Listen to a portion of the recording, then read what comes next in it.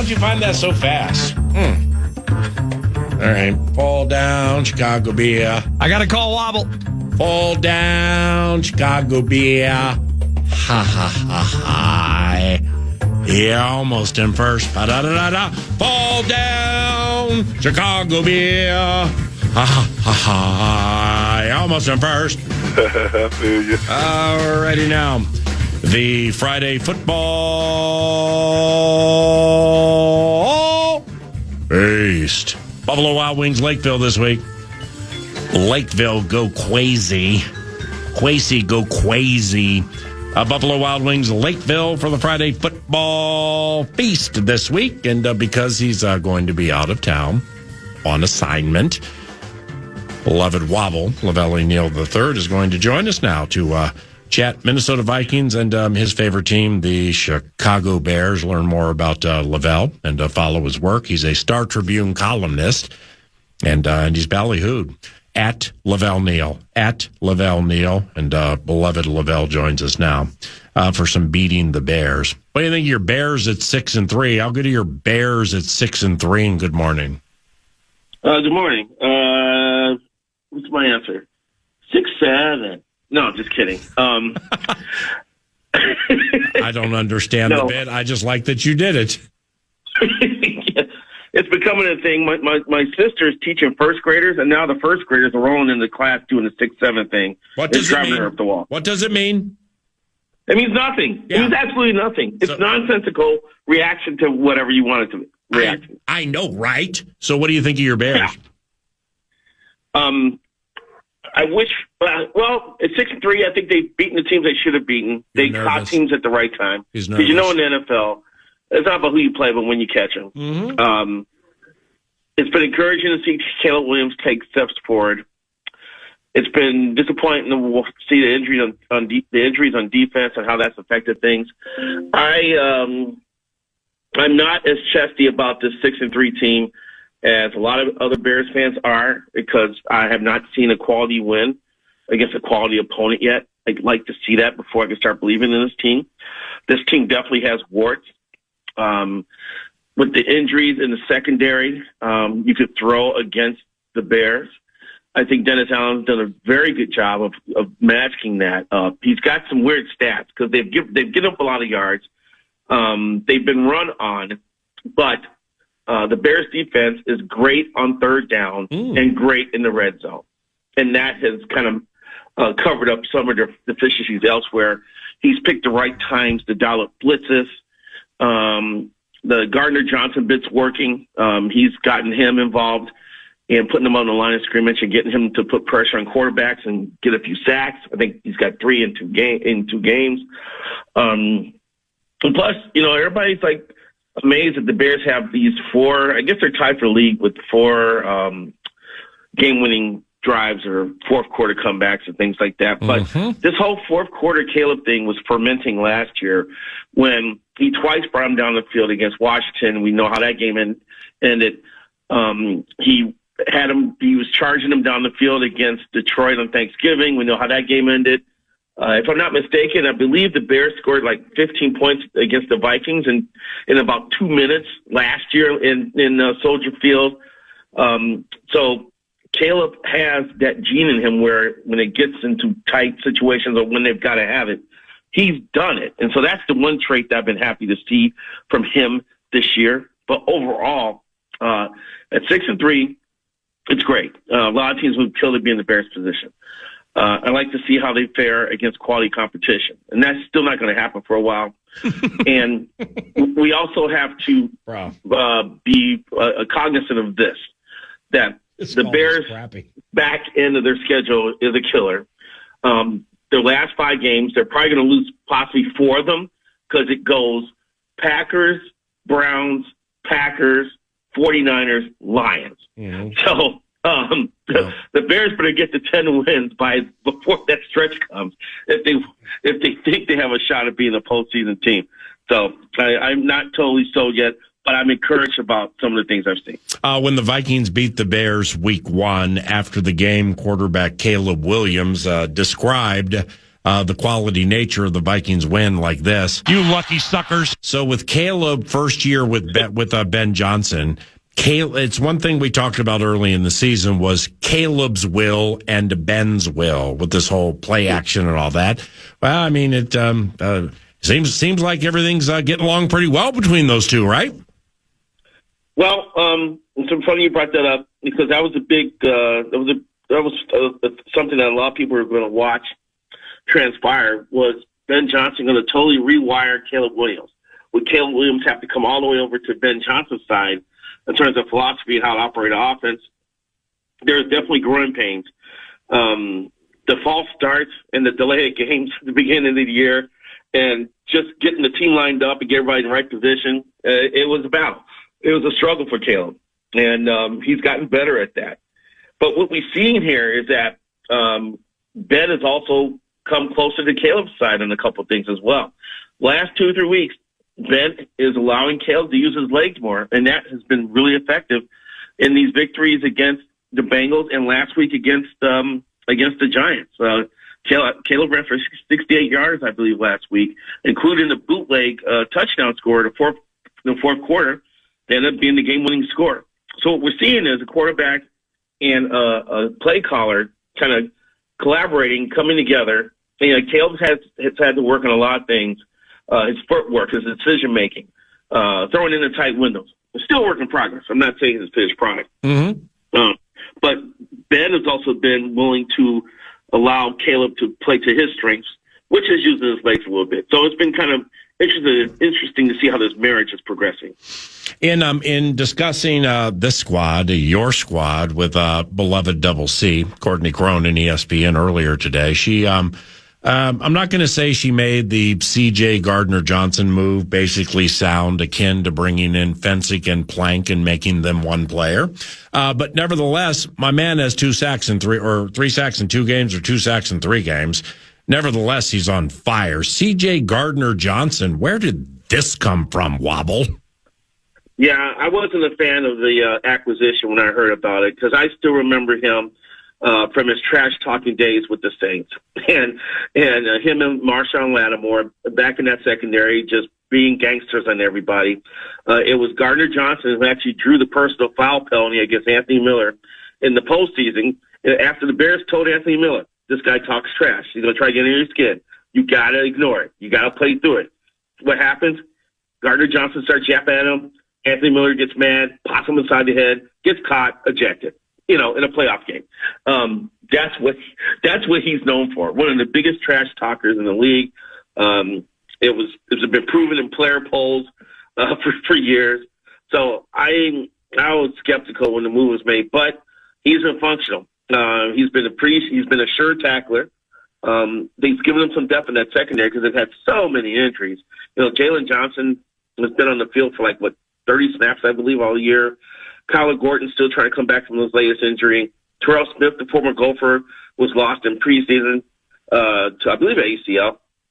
So they've been banged up, and he has shown up at the right time. And because he has familiarity with Dennis Allen's system, he's been able to kind of slide in and have a semi-seamless transition. And he's been effective, so I got to give it for him. He's been a plus as he's been here. Let's see how far it can continue. Outside of the Covenant, Grady Sizemore, outfield, base running, and first base coach for Mr. Shelton's Twins. Your thoughts? Yeah, you saw that last night. I was raising an eyebrow. Grady was a highly touted prospect coming up with the Cleveland Indians. I'm sure that's where Fabian and other people, were around at that time and knew him. He was a good player for several years. I believe injuries ended up derailing his career. But then, a few years ago, he popped up as an interim manager for the White Sox after they canned somebody. I was I didn't even know if Grady Sizemore was interested in taking his career in that stage after he was done playing. So, he was a good outfielder. He'll be great for the outfielders with the Twins. And, he's got a little managing experience, and he can lend his experience to this new staff. It's going to be interesting because, they're definitely turning over some people. Pete Mackey's staying on, which is good because I think Pete Mackey's a very good pitching coach. Ramon Borrego, who has been in the organization for 15, 20 years, I believe, he sticks on. Actually, I believe Borrego actually played with Michael Kadire in the minors. That's how long he's been with the Twins organization. And they brought in LaTroy Hawkins to be the bullpen coach. So, unfortunately, you see Tommy Watkins is leaving. He's going to be a part of the Atlanta Braves staff, and some other guys are moving on. But it's going to be an interesting staff that they're putting together. And I think they should have things finalized. They could have things finalized by the end of this week as far as the totality of the staff. So I would just keep your eyes and ears open for developments along the way here. What led you to mocking Green Bay Packers fans on X Monday night? Because I can. That's why. Any day that the Green Bay Packers lose is a good day. And losing at home on Monday Night Football is just the cherry on top of that, on top of all that. So I can't waste an opportunity to needle the people to the east of us. So, Jordan Love pretending the football's a shot put and just trying to flip it in the air when you shouldn't be trying to do that. Not being able to move the ball against the Eagles defense. Just had a notable acquisition who had a baffle first game for them. Jalen Hurts was struggling as well, but he hit a couple passes. He got Saquon Barkley out in the flat, and then being a 40-yard gain, and threw the touchdown pass to Devonta Smith, which kind of broke the game up a little bit until the Packers came back and scored. But any day the Packers lose is a good day for. It should be that way for Vikings fans. It should be that way for Bears fans. The Green Bay is below Chicago in the standings right now. It's Lions and Bears, with Lions in first place because of the tiebreaker, followed by the Packers, and followed by a team that happens to be in fourth place. For now. Hey, back to baseball for a second. Couple of Guardians. Yeah, this Luis Ortiz and Emmanuel Clase story is coming to fruition here. I mean, couple of Guardians got 10K each, 5K for 2 times of intentionally throwing a single ball. So a single pitch, and it was a ball. So clearly we're talking in-game wagering here. They each got $5,000 twice. And now they're both out, and who knows what the jail situation is. Luis Ortiz, Emmanuel Clase. What do you think of this? I'm flabbergasted over this. I mean, this investigation started during the season because I only think Clase played half the year for the Cleveland Indians. Guardians when this all transpired. But I'm stunned, especially Clase is in the middle of a 5-year, $20 million contract. Why does he need to bet $10,000 on whether he throws a strike or not? Unbelievable. If he's in arrears, if he's got other issues, if he has a gambling problem, he owes some bookies, he has to kind of come through on their end. That's terrible. I guess there's video out there. I haven't seen it. That on one of the bits where he was supposed to throw a ball, he actually screwed up and it was called a strike. You could see him dropping an F-bomb on the mound. I've heard about this, but I haven't seen it. Damn. And that's disgusting. And in this gambling thing, sports and gambling, it's headed for a day of reckoning here. Just because of, leagues and franchises, signing deals with casinos and FanDuel and other gambling industry establishments, because of the revenue. I think people are still trying to recoup money they lost because of COVID. And so they're cozying up to these entities, and it's creating this gray area where these can be manipulated and people could be on the take. Prop bets in basketball. You got guys, pretending to have a concussion, leaving games so all their boys and maybe he and that player as well, took the under on all the prop bets that are out on him so they get cash. This is a serious issue that's affecting professional and college sports. Man, there are coaches out there who are just terrified about bookies getting to their kids. One of their players has an ankle sprain, and so he's walking around campus with a boot on. Someone makes a call to Vegas. Hey, this guy's walking around. He's got a boot in his ankle. That affects the spread. I know of a story where there's a team on the road on the East Coast playing a game. They're up by 20, and they were favored to win by 12. and the coach emptied his bench. He had like a walk-on the floor, and the other team hit 3 3-pointers to get under the 12, right? And then the walk-on missed a layup that could have put him back over the number. And that walk-on got text messages saying, "You cost me money." Wow. So coaches are worried about this stuff, man. Major League Baseball's worried about that stuff. That's why we're going to like an automatic strike zone, because they're worried that there's going to be millions and millions of dollars bet on a pitch in the World Series that the umpire could screw up and lead to like a big swing of money. So people are going to put their heads together about this bit and, one, educate their players and their athletes about resisting temptation.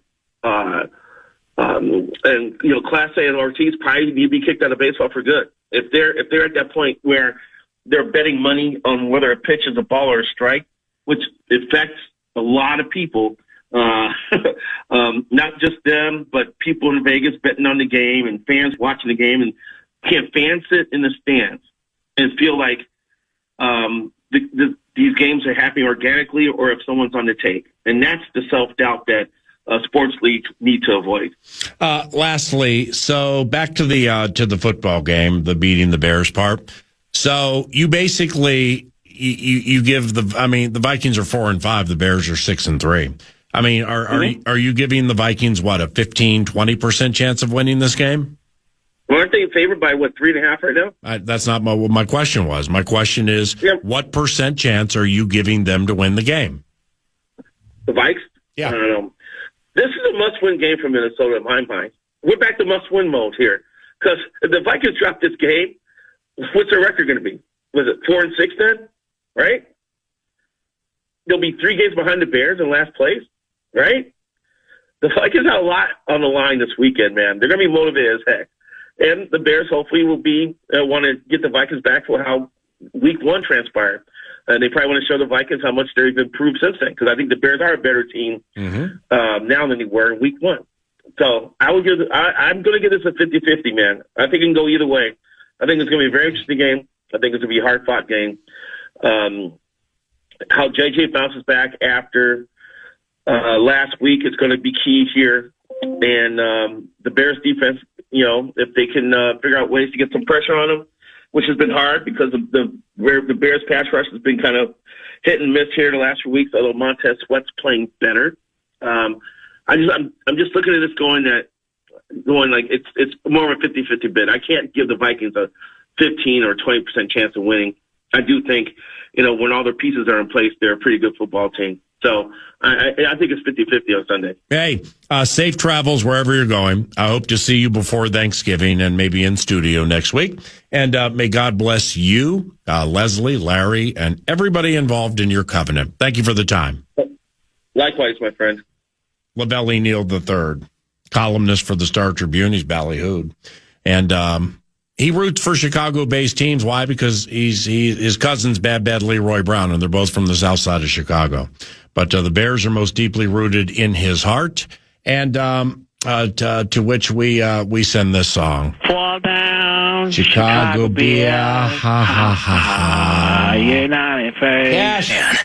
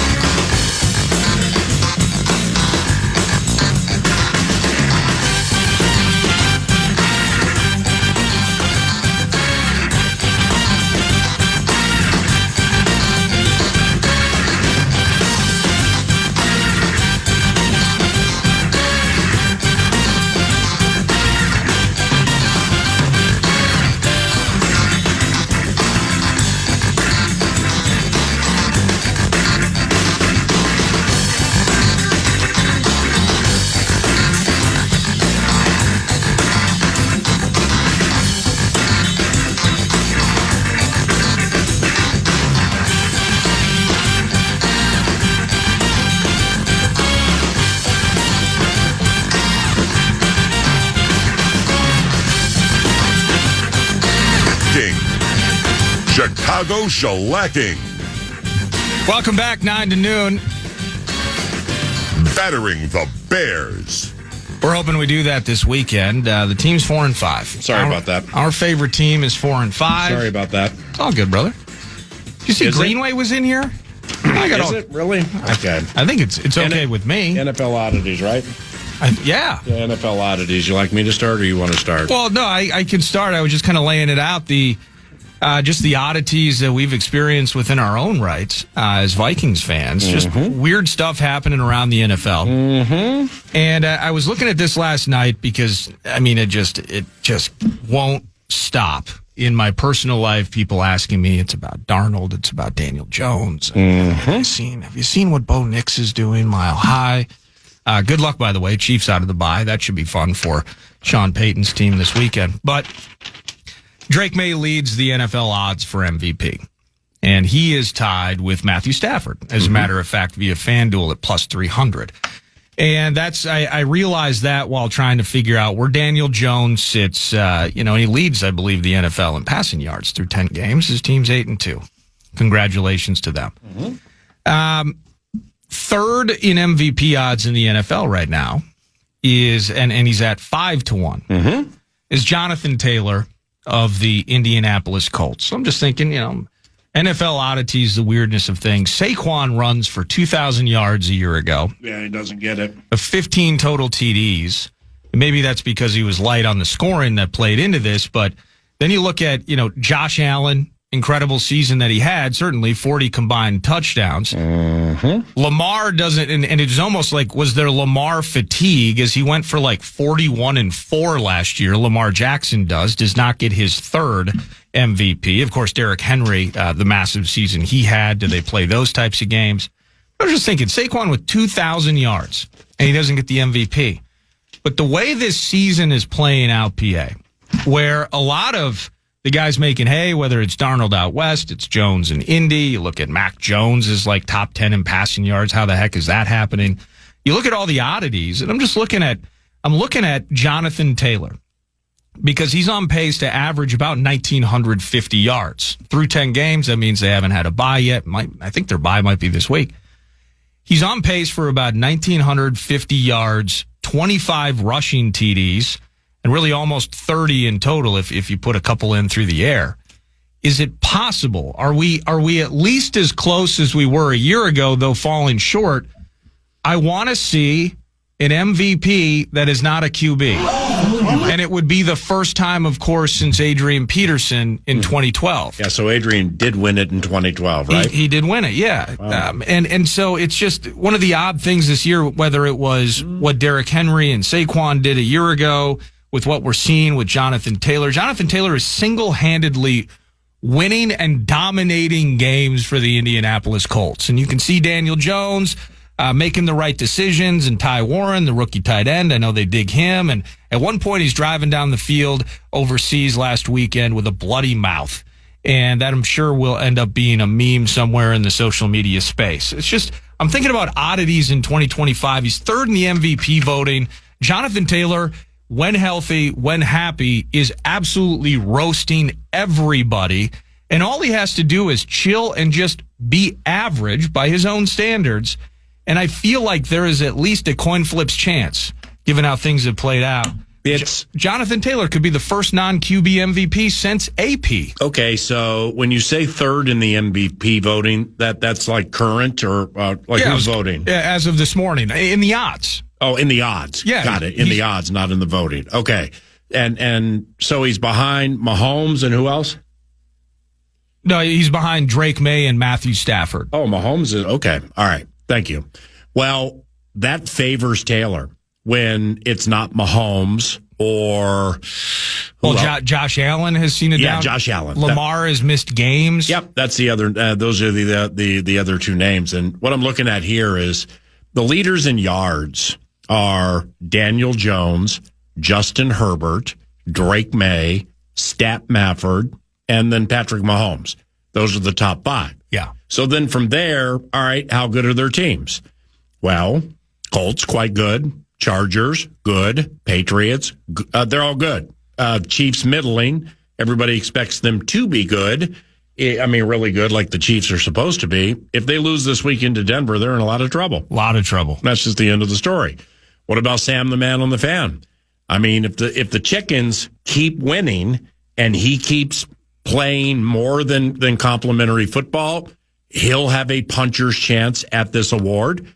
But see, here's the point, at least from my standpoint, looking at it from afar. I think if Taylor stays healthy and not just putting up 3 like in Berlin, but just being himself, the oddity is this is a year a non-quarterback is going to win the MVP. Yeah. Because you're no matter what the Colts finish at, and no matter where to a certain extent Daniel Jones finishes. I mean, Jones has 7 picks.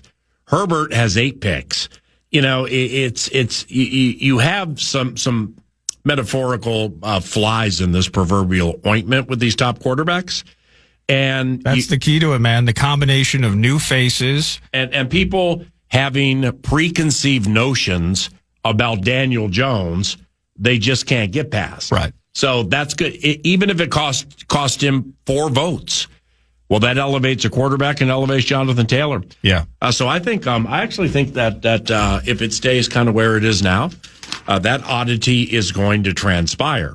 Now today's Wednesday. In the business, we call tomorrow Thursday, which means we have Thursday night football. What a humdinger this will be, the Jets at the Patriots. Thanksgiving night, the Dallas Cowboys host the Kansas City Chiefs for Thursday night football. All right, that's on Thanksgiving. Oddity out on this. Dallas is the first team in the history of the National Football League to have 4 Thursday games during a season. That includes the season opener versus the Eagles, the Chiefs on Thanksgiving, a primetime bout versus the Detroit Lions, and a Christmas Day meeting with the Commanders. What do we make of that? America's team still a thing where even if it's a bad thing, people still watch Dallas, which used to be called America's team? I don't know what to make of that. That is weird, but I think we latch on to brands. No, it's not weird. It's an oddity. It's an oddity. America's team. We glom onto brands. I think we glom onto brands. Beloved star, what's next? And for better or worse, I think they're entertaining. I got 2 more. They're both short. Here's my question. Mm-hmm. What is happening to the home field advantage in the NFLPA? So I saw this from Fox over the summer. I grabbed a blip on it. The long accepted perception of the adversity an NFL team faces on the road, crowd, unfamiliar conditions, etc., is somewhat nostalgic. In the 2024 regular season, home teams won just 53% of the time, which basically equates to a 9-8 record, a success rate that didn't even get you into the playoffs last year. The middling success continues a recent trend. 2024 was the 4th time in 6 years that NFL home teams won 53% of the time or less. Why do I bring that up? In 2025, road teams have a winning record, and in totality, the NFL league-wide average is 54% PA. Do you find it odd that the home field advantage is slowly but surely drifting away? No, because the way the league is constructed, unlike Major League Baseball, there is a salary cap here. Unlike the NBA, we don't have the, what are they called? Tiers, thresholds, mirrors. What are they called? Oh my goodness. The cliffs, the levels, the layers, the context. We're dancing around. Malachi and the math. I mean, just, I don't, Sorry. Yes, I know what you mean. Aprons. There we go. Aprons. Hey, NFL doesn't have that. NHL, nobody knows what it has. I'm not sure exactly. So we'll move past that. Yep. And the commissioner wants worldly appeal, and he wants parody. But see, the National Football League is a league like MLB would get there with some deep draft picks. Likewise for the NHL. Rarely happens in the NBA. I mean, somebody walking on from the street, even though everybody watched his all 10 in college, and all of a sudden he makes a team and he's really, really, really, really good.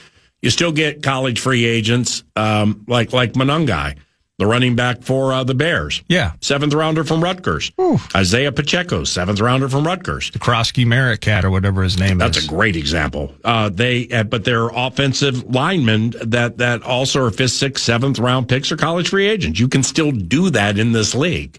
So the point being, there's so many players, injuries are so prevalent in the NBA. The load management bit, there's one taking place today or yesterday where I looked at it this early in the season. I'm like, I can't believe what's happening here. Doesn't even involve a member of Feng Shui. There are 2 players who have played like 6 games in 10 days, 11 days. Well, whomever's playing Miami, I think it's tonight. Oh, really? Yeah. Oh, it's Evan Mobley and Donovan Mitchell. Yeah. Evan Mobley and Donovan Mitchell are being kept out of tonight's game against Miami. Rest reasons. Okay, now in November. Right. But they're very important. Okay, no doubt. And the game is on the road, so you're not putting an L on the home fans paying all that money for the seats.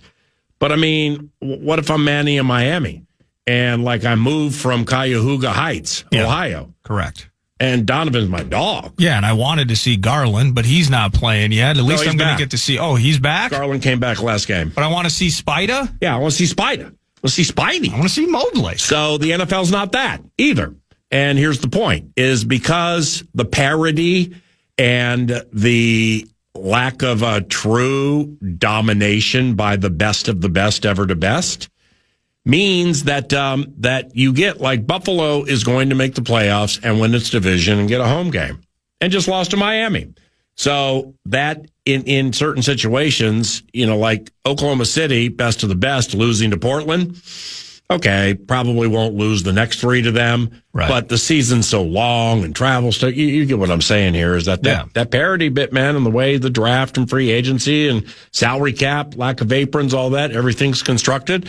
The commissioner got it going good. Do you think the Bills are absolutely going to win that East? Who else is? The Patriots. Oh, the Patriots. My bad. Apologies.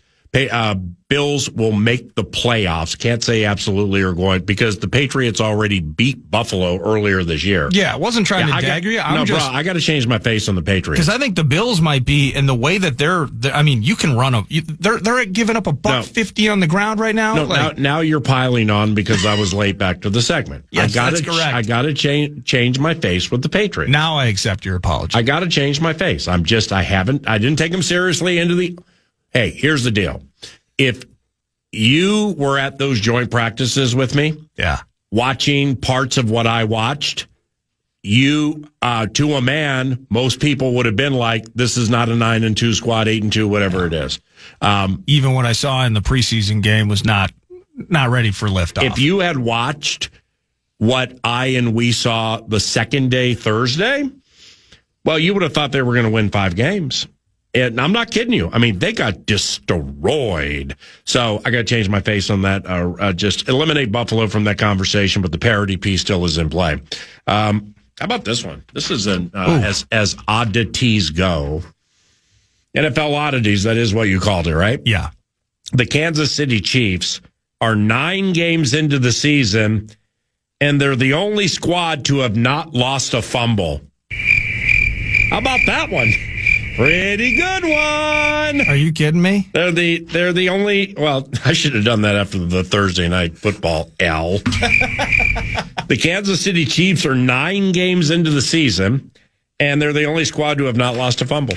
I find that to be an oddity. That is odd. Let me read through one more. Okay. Yeah. And then this. We pause. The Denver Broncos are 8-2 and tied for the best record in the National Football League. Ask a layman about the Bronx, and the first thing they'll say is, hey, why are the Bronx so good? You're not a layman, but just say it quick. Defense. Amazing defense. Thank you. Boom. Cool. That defense leads the NFL in defensive pass interference and offside penalties, and overall has the most penalties of any team in the National Football League at 83. The old anti-Vike up to his old tricks, isn't he? Love it. Forcing the officials to make call after call, pushing the envelope without a care in the world. Actually, there's nothing oddity about that. Good time. Anytime you need right, thank you for the good times today. Coach is coming in tomorrow. John Hines with the Wild at 9:20. Finchy about 10:35. Fantasy Feast with Paul Charchian at 11:03. Thank you very much for listening to 9 to Noon. And for Big Daddy Khan, otherwise known as Mad Producer, I'm Paul Allen. Here comes the program at FM 100.3 KFAN. Have a great day. 9 to noon.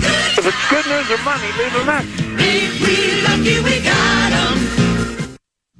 Podcast today's Paul Allen Show, or listen back to previous show and interviews by going to the iHeartRadio app or KFAN.com.